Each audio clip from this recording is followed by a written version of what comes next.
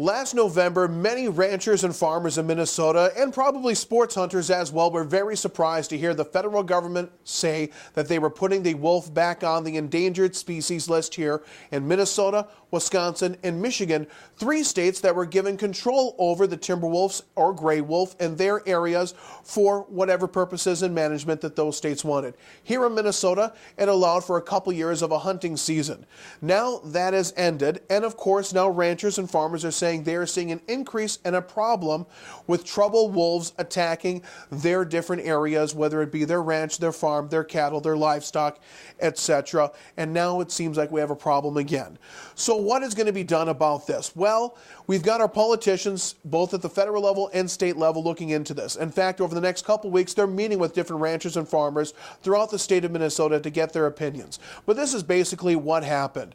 The state of Minnesota was given the exception to manage our wolf population because the Department of Natural Resources and other environmental entities said our wolf population had reached a sustainable level. And so we were hunting them. In fact, many people said there was probably a lot more wolves in the state of Minnesota than they were even willing to admit. Wisconsin and Michigan felt like they were in the exact same type of predicament. Well, after a few years of hunting, the laws and courts have decided they've changed that opinion.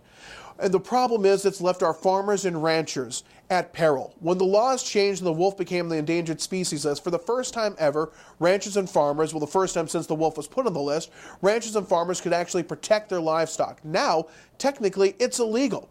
Right now, if a timber wolf or gray wolf would attack a dairy cow or get in your pig pen or start taking your chickens, by definition of the law, to defend that property yourself would be in violation of federal law. Fines, who knows what else, possible jail time, I suppose, could accompany that. Plus, the timber wolf being also considered a sacred animal by several Ojibwe groups and other Native American groups has also complicated this issue here in the state of Minnesota. So what's going to be done? Well, there used to be an organization that you could call to have these wolves hunted or trapped. They're trying to get money back into that at the Department of Agriculture and etc. But I think we really have to look at the wolf as a whole here.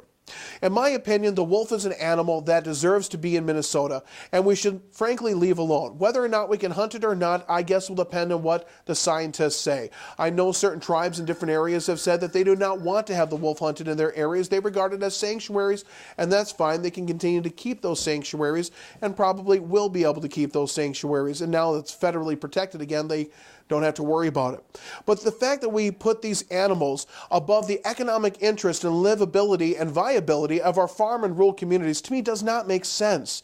Now, there has to be some limited things that we do. We should not go off and slaughter the wolves. If they say the hunting season should go on, fine, get rid of it. I've often said if the wolf was so difficult to hunt, how come we almost killed it off to extinction in the first place? People have poisoned the animals. They've done all kinds of things to get rid of them. And I really think it's because of fear. People are afraid of wolves. And I think some of the wolf tax and some of the things the farmers say might be a little bit over-exaggerated. But the fact is, there should not be a federal law banning a farmer or rancher from protecting his livestock or property from any animal that threatens their living, no matter what the situation is. And I think that needs to be changed immediately, because I think the farmers have just as many rights as the wolves do.